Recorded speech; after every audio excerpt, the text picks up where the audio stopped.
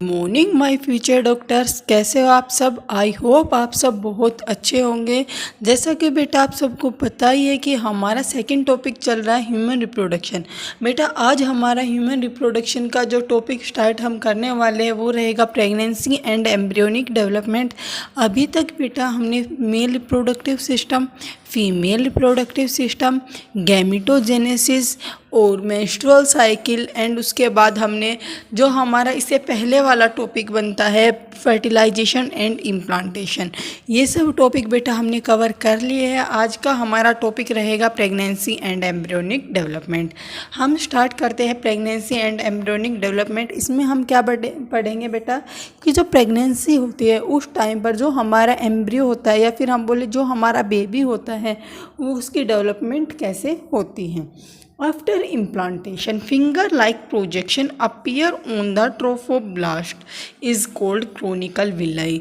जो हमारी trophoblast layer थी, जैसा कि हमने पढ़ा था, जो हमारा ब्लास्टोमियर था उसके ऊपर क्या आ गई थी, कुछ एक लेयर आ गई थी जिसे हमने ट्रोफोब्लास्ट बोला था, और जो उसकी अदर सेल्स थी वो जाके एक साइड में इकट्ठा हो गई थी जिसे हमने इनर सेल मास बोला था। और जो हमारा ब्लास्टोमियर है उसके अंदर एक कैविटी बन गई थी जिसे हमने ब्लास्टोसिस्ट बोला था। तो ये बोल रहा है कि जो हमारी ट्रोफोब्लास्ट लेयर है, हम बोले ब्लास्टोमियर के ऊपर की जो सबसे आउटर लेयर है उसके ऊपर कुछ फिंगर लाइक प्रोजेक्शन अपीयर होने लगते हैं जिसे हम क्रोनिकल विलाई बोलते हैं, which are surrounded by the uterine tissue. और वो क्या होते हैं, यूट्राइन टिश्यू से सराउंड कर लिए जाते हैं। एंड मैटरनल ब्लड, और क्या होता है, मैटरनल ब्लड से भी वो सराउंड हो जाते हैं। The chorionic villi and uterine tissue become interdigitated with each other. जो क्रोनिकल विलाई है और जो यूट्राइन टिश्यू है वे एक दूसरे के अंदर धस जाते हैं और वो क्या बना लेते हैं, एक जॉइंटली फॉर्म बना लेते हैं, स्ट्रक्चरल एंड फंक्शनल यूनिट बना लेते हैं between the developing embryo and maternal body is called placenta. और उसे हम क्या बोल देते हैं, प्लेसेंटा बोल देते हैं। The placenta facilitate the supply of oxygen and nutrients to embryo. जो प्लेसेंटा होती है वो क्या करती है, जो बेबी होता है उसे ऑक्सीजन एंड न्यूट्रिएंट्स सप्लाई करती है and also remove the dioxide, carbon dioxide and excretory और waste material produce by embryo. और क्या करते हैं, जो बेबी होता है उसके अंदर जो कार्बन डाइऑक्साइड बनती है या कुछ जो एक्सक्रीटरी वेस्ट बनता है उसे बेबी की जो बॉडी है उससे रिमूव करती हैं। The placenta is connect to the embryo through an umbilical cord. जो प्लेसेंटा है वो कनेक्ट होती है एम्ब्रियो से, किसके थ्रू, एक एम्बिलिकल कोड के through, which help in the transport of substance to and the form the embryo. और वो क्या करती है, ट्रांसपोर्ट कराती है सब्सटेंस का जो एम्ब्रियो को जिसकी रिक्वायरमेंट होती है। Placenta also act and endocrine tissue. Placenta क्या करती है, एक एंडोक्राइन टिश्यू की तरह एक्ट करती है या फिर हम बोले ग्लैंड की तरह एक्ट करती है, और ये प्रोड्यूस करती है कुछ हार्मोन जैसे कि ह्यूमन क्रोनिक गोनेडोट्रोपिक हार्मोन जिसे हम HCG भी बोलते हैं। ह्यूमन प्लेसेंटल लैक्टोजन हार्मोन क्या होती है, लैक्टोजन मतलब कि मिल्क की फॉर्मेशन कराने वाला हार्मोन भी ये सीक्रेट करती है। साथ में एस्ट्रोजन जो एंडोमेट्रियम को बनाए रखेगा, एंड प्रोजेस्ट्रोन क्या करता है, जो सर्विक्स वाला पोर्शन होता है फीमेल के अंदर वहाँ पर म्यूकस का क्लॉट बना देता। तो ये हार्मोन भी क्या है, प्लेसेंटा रिलीज करती हैं। In the lateral phase of pregnancy, जो प्रेगनेंसी का लेटरल फेज आता है उस टाइम पर एक हार्मोन रिलीज होता है जिसे हम बोलते हैं रिलैक्सिन हार्मोन ओवरी से रिलीज होता है। कब, lateral phase of pregnancy. Let's remember that HCG, HPL and relaxin are produced in women only during pregnancy। जो रिलैक्सिन है, HPL है या HCG जो हार्मोन है वो सिर्फ प्रेगनेंसी के टाइम पर ही फीमेल के अंदर रिलीज होते हैं। In addition, during pregnancy, the level of other hormone, estrogen, progesterone, cortisol, prolactin and thyroxine are increased several fold in maternal blood। कभी आपसे पूछ लिया जाए कि सेवरल फोल्ड में या फिर लार्ज अमाउंट में कौन कौन से हार्मोन फीमेल में या फिर जो मैटरनल ब्लड है उसके अंदर इंक्रीज हो जाते हैं, तो कौन कौन से बताओगे आप? एस्ट्रोजन, प्रोजेस्टेरोन, कोर्टिसोल, प्रोलैक्टिन और thyroxine. Increased production of these hormone is essential for the support of fetal growth। जो फिटस की ग्रोथ होती है उसके लिए इन हार्मोन की रिक्वायरमेंट होती है। Metabolic change in the mother and maintain the pregnancy. और ये क्या करते हैं? मेटाबॉलिक चेंज जो मदर के अंदर होते हैं और साथ में क्या करते हैं? प्रेगनेंसी को भी मेंटेन करते हैं। Immediately after the implantation, the inner cell mass differentiate into outer layer is called ectoderm and middle layer is called mesoderm and the inner layer is called endoderm। जो हमारे जो इनर सेल मास है वो 3 layer में divide हो जाता है। जो इनर लेयर होती है उसे हम एंडोडर्म बोलते हैं, जो आउटर लेयर होती है उसे हम एक्टोडर्म बोलते हैं और जो मिडल लेयर पाई जाती है उसे हम क्या बोलते हैं? मेसोडर्म बोलते हैं। These layers give rise to all tissue in adult. जो अडल्ट होता है उसके अंदर यही तीनों लेयर मिलके सभी ऑर्गन या हम बोले सभी टिश्यू बनाते हैं। It need to be maintained। It need to be mentioned here that the inner cell mass contain cells is called stem cells, which have to potential to give rise to all tissue and organ। जो inner cell mass होता है उसके अंदर कुछ sales पाई जाती है जिसे हम क्या बोलते हैं? स्टेम सेल्स बोलते हैं। स्टेम सेल्स के अंदर एबिलिटी होती है एक ऑर्गन डेवलप करने की या फिर हम बोले एक टिश्यू बनाने की। वो एक जो सेल है वो सभी ऑर्गन बना सकती है, सभी टिश्यू बना सकते हैं उस फिटस के अंदर। तो इसीलिए अभी क्या हो रहा है कि जो स्टेम सेल है उन्हें प्रिजर्व करके रख लेते हैं, जिसके थ्रू अगर कभी इन फ्यूचर उस बेबी में या फिर उस अडल्ट के अंदर कभी कोई ऑर्गन फेल हो जाता है तो उन सेल्स से क्या किया जाता है? एक प्रॉपर ऑर्गन डेवलप किया जाता है। What are the major feature of embryonic development at the various month of pregnancy. जो प्रेगनेंसी होते हैं उसके वेरियस मंथ में हमें कौन कौन से जो ऑर्गन है उसकी डेवलपमेंट दिखाई देती है। The pregnancy human pregnancy last 9 month. जो ह्यूमन प्रेगनेंसी होती है उसमें कितने मंथ होते हैं? 9 मंथ होते हैं। Do you know for how many months last in dogs, elephant and cats. अगर हम डॉग, एलिफेंट और कैट्स की बात करते हैं तो उनके अंदर जो टाइम पीरियड होता है वो ह्यूमन से काफ़ी डिफरेंट हमें देखने को मिलता है। अगर हम डॉग्स की बात करते हैं, डॉग्स का बोला जाता है कि 90 डेज़ में जो डॉग है वो अपने बेबी को बर्थ दे देता है। अगर हम एलिफेंट की बात करें तो एलिफेंट का 1 to 2 ईयर का ऑलमोस्ट टाइम होता है या फिर 1.5 ईयर का टाइम होता है मे बी। और ऐसे ही सेम कैट के अंदर हमें देखने को मिलता है 2 to 3 मंथ का टाइम पीरियड होता है। Find out in humans after 1 month of pregnancy the embryo heart is formed.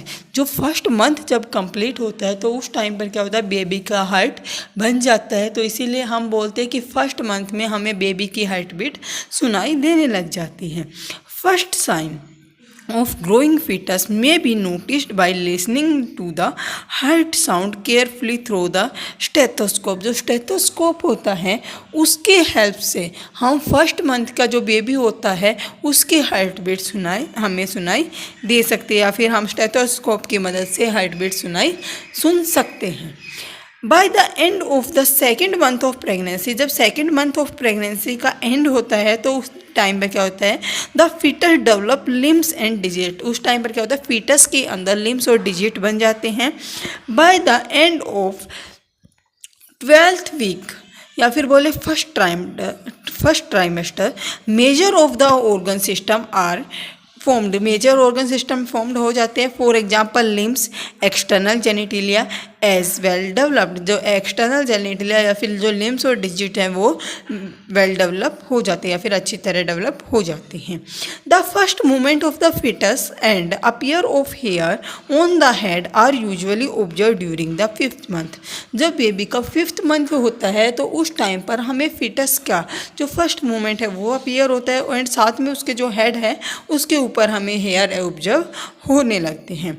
Bye the end of about 24 weeks या फिर हम बोले सेकेंड ट्राइमेस्टर का जब एंड होता है उस टाइम पर जो बेबी की बॉडी है वो फुली कवर हो जाती है फाइन हेयर से। आईलेसेस एंड आईलिड सेपरेट हो जाते हैं and the last month of या फिर बोले at the last month of या फिर 9 month of pregnancy the fetus are fully mature. जो 9 मंथ होता है प्रेगनेंसी का उस टाइम पर जो फिटस होता है वो फुली मैच्योर हो जाता है डिलीवरी के लिए। अब हमारा नेक्स्ट टॉपिक आता है पार्चुरेशन एंड लैक्टेशन। बहुत ही छोटा सा टॉपिक रहेगा और बहुत ही इंफॉर्मेटिव भी रहेगा। यहाँ से भी हमारे पास एक क्वेश्चन कभी कभार आ जाता है। तो हमारा जो टॉपिक है पार्चुरेशन, पार्चुरेशन का मतलब होता है delivery of baby and lactation का मतलब होता है जिस टाइम पर जो मदर है वो बेबी को फीड कराती है। अब हम बात करते हैं पहले पार्चुरेशन की, देन हम बात करेंगे लैक्टेशन की। Parturition, the average duration of human pregnancy is about 9 month. जो ह्यूमन प्रेगनेंसी का जो टाइम होता है वो 9 मंथ का रहता है जिसे हम गेस्टेशन पीरियड भी बोलते हैं। vigorous contraction of uterus at the end of the pregnancy cause expulsion या फिर delivery of fetus। जो vigorous contraction हमें दिखाई देती है यूट्रस के अंदर कब, जब एंड होता है प्रेगनेंसी का, उससे होता क्या है कि डिलीवरी होती है फिटस की या फिर एक्सपल्जन, मतलब कि बाहर की तरफ एग्जिट किया जाता है बेबी को फीमेल की बॉडी से या फिर मदर की बॉडी से। This process of delivery of fetus is called parturition. जो बेबी की डिलीवरी होती है या फिर जो चाइल्ड बर्थ होता है उसे हम क्या बोलते हैं, पार्चुरेशन बोलते हैं। Parturition is induced by a complex neuro endocrine mechanism. जो पार्चुरेशन होता है वो एक कॉम्प्लेक्स प्रोसीजर होता है, एक कॉम्प्लेक्स मैकेनिज्म होता है जिसमें हमारा नर्वस सिस्टम भी काम करता है और एंडोक्राइन सिस्टम भी काम करता है, इसीलिए इसे हम क्या बोल देते हैं, न्यूरो एंडोक्राइन मैकेनिज्म बोल देते हैं। The signal of parturition originate from the fully developed fetus। जो सिग्नल होता है पार्चुरेशन का वो ओरिजिनेट होता है फीटस से and the placenta which induce the mild uterine contraction is called fetal ejection रिलेक्शन। जो प्लेसेंटा होते हैं उससे क्या होता है, एक माइल्ड कॉन्ट्रैक्शन के लिए हार्मोन रिलीज होता है जिसके कारण माइल्ड कॉन्ट्रैक्शन, हल्का सा कॉन्ट्रैक्शन होता है यूट्रस के अंदर जिसे हम फीटल इजेक्शन रिफ्लेक्शन भी बोलते हैं। This trigger release of oxytocin from the maternal pituitary. जो मैटरनल पिट्यूटरी होता है वहाँ से ऑक्सीटोसिन रिलीज होता है जिसके कारण क्या होता है, ऑक्सीटोसिन एक्ट करता है एंड यूट्राइन मसल्स पर एंड को स्ट्रॉन्ग यूट्राइन कॉन्ट्रैक्शन, और जिसके कारण क्या होता है, स्ट्रॉन्ग यूट्राइन कॉन्ट्रैक्शन होता है which is turn stimulate the further secretion of oxytocin, और जिससे क्या होता है ऑक्सीटोसिन का फर्दर सिक्रीशन हमें दिखाई देता है।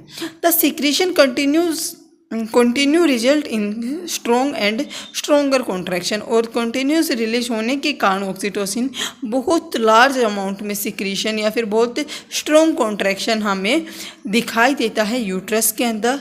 That leads to expulsion of baby out of the uterus through the birth canal.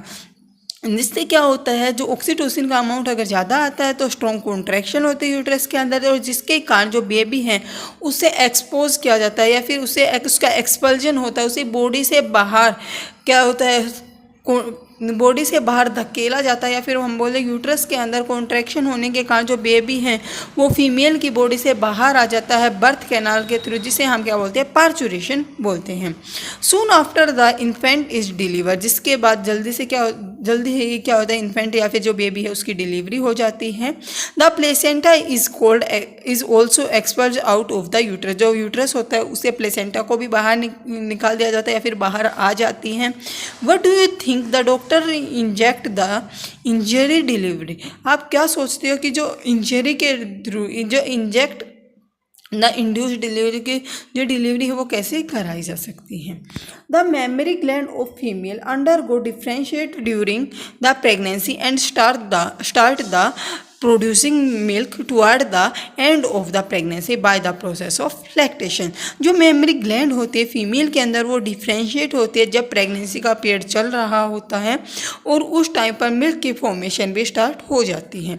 जब एंड होता है प्रेगनेंसी का तो उसे हम क्या बोलते हैं, लैक्टेशन बोलते हैं। This help the mother in feeding of new born baby. जो न्यू बोर्न बेबी होता है उसमें जो मदर है उसको फीड कराने में ये जो लैक्टेशन है वो हेल्प करता है।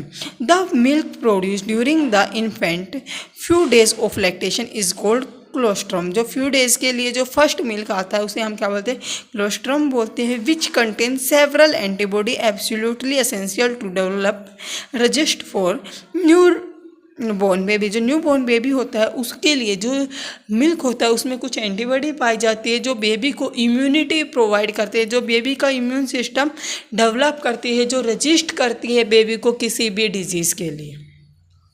Breast feeding during the initial period of infant is recommend by doctor for bring up the healthy baby. जो ब्रेस्ट फीडिंग है वो डॉक्टर के थ्रू रिकमेंड की जाती है कि आप जो फर्स्ट टाइम पीरियड होता है उसमें बेबी को फीड कराइए, जिसके कारण क्या होगा, जो आपका हेल्दी बेबी है वो डेवलप होगा। ये था बेटा हमारा जो चैप्टर था ह्यूमन रिप्रोडक्शन, वो हम कंप्लीट कर चुके हैं। इसके बेटा समरी आप एक बार ज़रूर पढ़ लीजिए। कुछ वर्ड ऐसे होते हैं जो हमें पूरे चैप्टर में नहीं मिलते हैं बट समरी में दिए हुए होते हैं, तो एक बार आप समरी को ज़रूर पढ़िएगा। और हमारा जो ह्यूमन रिप्रोडक्शन वाला चैप्टर है यहाँ बेटा कंप्लीट होता है। आपके PYQ मैं शॉर्ट्स में करा रही हूँ, शॉर्ट्स में आके आप अपने PYQ प्रैक्टिस कर सकते हैं। अगर आपका कोई अदर डाउट है तो आप कमेंट बॉक्स में कमेंट करके भी बता सकते हैं। तो आज बेटा हमारा ह्यूमन रिप्रोडक्शन वाला चैप्टर कंप्लीट होता है। इसके बाद हमारा नेक्स्ट चैप्टर जो रहेगा वो रहेगा रिप्रोडक्टिव हेल्थ। बेटा साथ में आप देखना कि हमारे यूट्यूब पर एक सीरीज़ चली हुई है जो शॉर्ट्स में आपको दिखाई गई है कि जो मोस्ट इम्पोर्टेंट टॉपिक या फिर मोस्ट फ्रीक्वेंट टॉपिक जो नीट में बार बार रिपीट होते हैं उनको मैं समराइज़ कर रही हूँ, उनको बता रही हूँ कि आप ये जो टॉपिक है इन्हें कवर करके एक आप अच्छी रैंक है उसे पा सकते हैं। अच्छी रैंक अगर आपकी आ सकती है या फिर आप अच्छी रैंक को सिक्योर कर सकते हैं, जिसके क्या होगा, आपका एक अच्छा मेडिकल कॉलेज आपको मिल जाएगा। जैसा आपका कॉलेज होगा बेटा वैसे ही आपको स्टडी मिलेगी। साथ में जब आप नीट पास आउट करते हो या फिर बोले जब आप डॉक्टर MBBS पास आउट करोगे तो उसके बाद आपको MD और MS करने के लिए भी अच्छा मेडिकल कॉलेज मिलेगा। और साथ में अगर आप MBBS के बाद जॉब के लिए जाते हो तो वहाँ पर भी आपको एक अच्छा मेडिकल कॉलेज जॉब की एक अच्छा मेडिकल मिलेगा जहाँ पर आपको अच्छी सैलरी पर अपॉइंट किया जाएगा। तो इस